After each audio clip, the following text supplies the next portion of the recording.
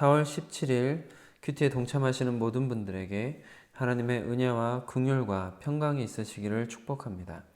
함께 주기도문으로 기도하시겠습니다. 하늘에 계신 우리 아버지, 아버지의 이름을 거룩하게 하시며 아버지의 나라가 오게 하시며 아버지의 뜻이 하늘에서와 같이 땅에서도 이루어지게 하소서. 오늘 우리에게 일용할 양식을 주시고 우리가 우리에게 잘못한 사람을 용서하여 준 것 같이 우리 죄를 용서하여 주시고 우리를 시험에 빠지지 않게 하시고 악에서 구하소서. 나라와 권능과 영광이 영원히 아버지의 것입니다. 아멘. 주께 가까이 함께 찬양하겠습니다. 주께 가까이 날 이끄소서. 간절히 주님만을 원합니다. 채워주소서. 주의 사랑을 진정한 찬양 드릴 수 있도록 주께 가까이 날 이끄소서. 간절히 주님만을 원합니다. 채워주소서. 주의 사랑을 진정한 찬양 드릴 수 있도록 목마른 나의 영혼 주를 부르니 나의 맘 만져 주소서. 주님만을 원합니다. 더 원합니다. 나의 맘 만져 주소서.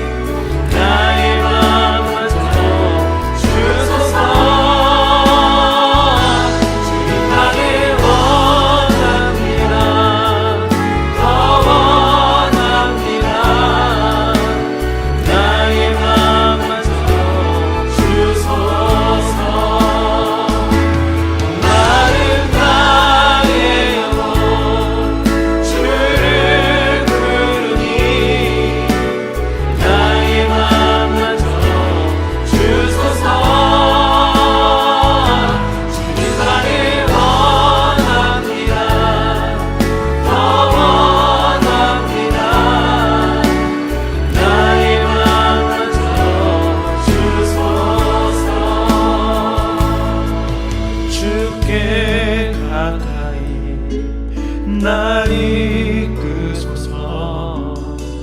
간절히 주님만을 원합니다. 채워주소서. 주의 사랑을 진정한 찬양 드릴 수 있도록.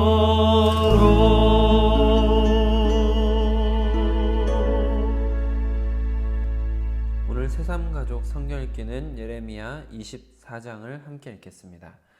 오늘 우리에게 주시는 하나님의 말씀은 요한복음 12장 37절로 43절 말씀입니다. 날마다 솟는 샘물 큐티 책으로는 62쪽입니다. 요한복음 12장 37절로 43절 말씀을 저와 여러분이 교독으로 보시고 마지막 절은 함께 읽도록 하겠습니다. 이렇게 많은 표적을 그들 앞에서 행하셨으나 그를 믿지 아니하니 이는 선지자 이사야의 말씀을 이루려 하심이라. 이르되 주여 우리에게서 들은 바를 누가 믿었으며 주의 팔이 누구에게 나타났나이까 하였더라.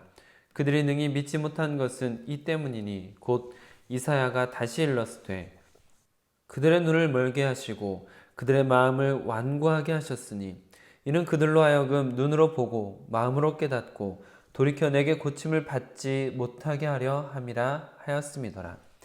이사야가 이렇게 말한 것은 주의 영광을 보고 주를 가리켜 말한 것이라. 그러나 관리 중에도 그를 믿는 자가 많되 바리새인들 때문에 드러나게 말하지 못하니 이는 출교를 당할까 두려워함이라. 그들은 사람의 영광을 하나님의 영광보다 더 사랑하였더라. 아멘. 주님 나라 이루소서. 이 말씀 따라 사는 동안 지치지 않게 하시고 이 말씀 따라 사는 동안 주님 나라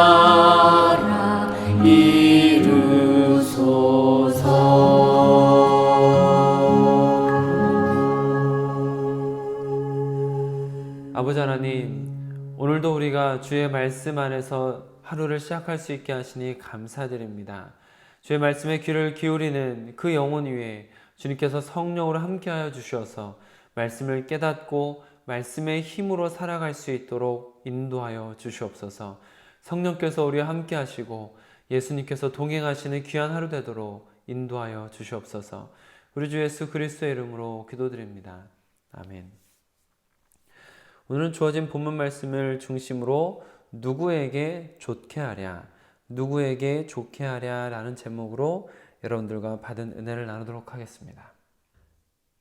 저는 가끔 이런 생각을 할 때가 있었습니다. 또한 이런 생각을 하는 분들을 많이 만나본 것 같은데요. 내가 예수님을 직접 본다면 진짜로 믿을 텐데, 내가 예수님을 직접 만난다면 죽도록 충성할 텐데, 이런 생각을 하시는 거죠. 이와 같이 예수님을 직접 본다면 자신의 믿음이 베드로처럼 단단해질 것이라고 생각하는 것입니다. 저 또한 그런 생각을 아주 많이 해보았습니다.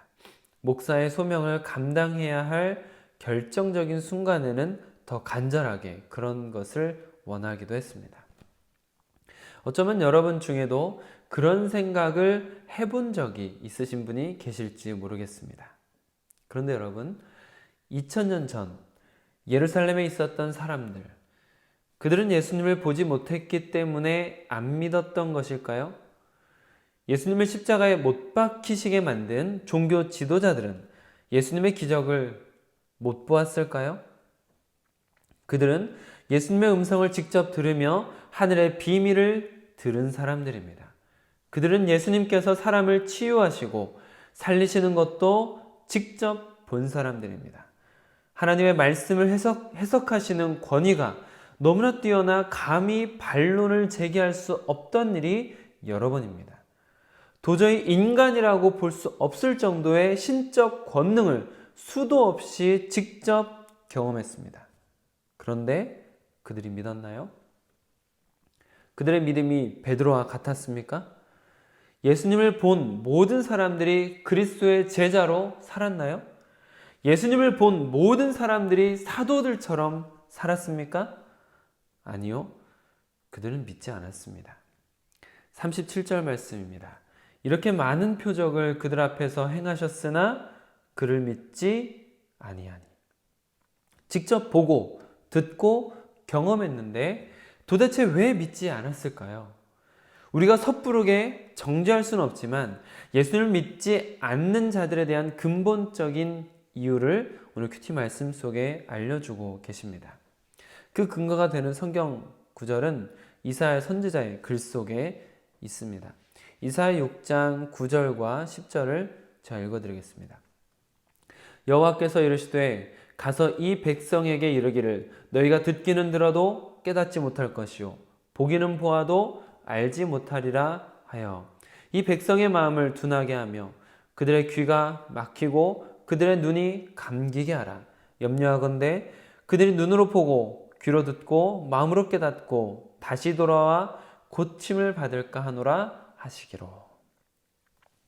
이사야 선지자를 통해서 이스라엘 백성들에게 예언과 경고를 하시는 말씀이신데, 특이한 것은 하나님의 백성을 향한 말씀인데도 불구하고 그들이 듣기는 들어도 깨닫지 못하게, 보기는 보지만 알지 못하게 하겠다는 것이죠.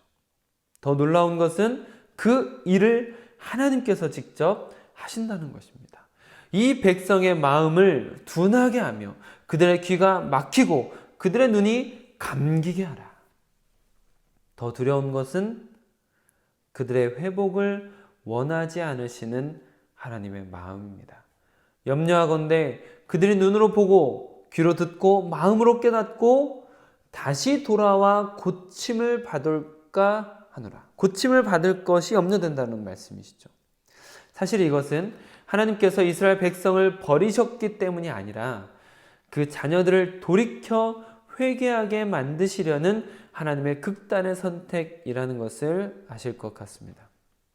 이스라엘 백성은 자신들의 타락과 죄로 인해서 멸망하고 포로가 되어 고통받는 신세가 되었음에도 불구하고 스스로 돌이켜 회개하지 아니하고 하나님을 찾지 않고 있기에 그들이 그 고통 속에서 스스로 깨닫고 하나님께 돌아올 수 있을 때까지 고통 속에 내버려 두는 것입니다.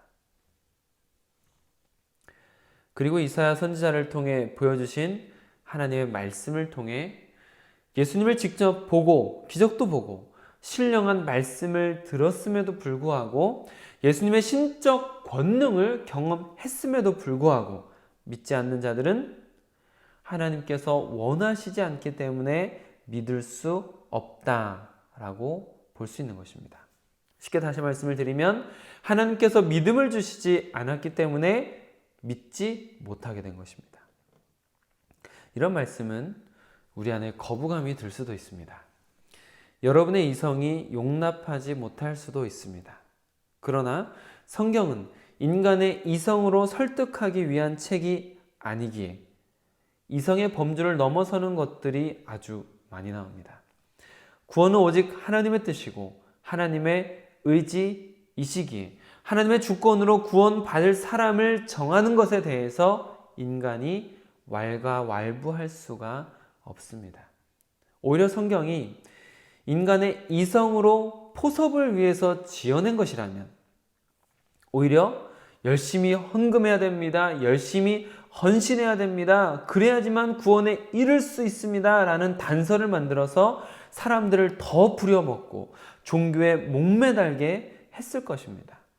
물론 실제 이단들은 성경을 그런 식으로 해석하기도 합니다만 성경은 차근차근 보면 구원조차도 하나님의 뜻과 의지의 영역이다라는 것을 부인할 수가 없습니다.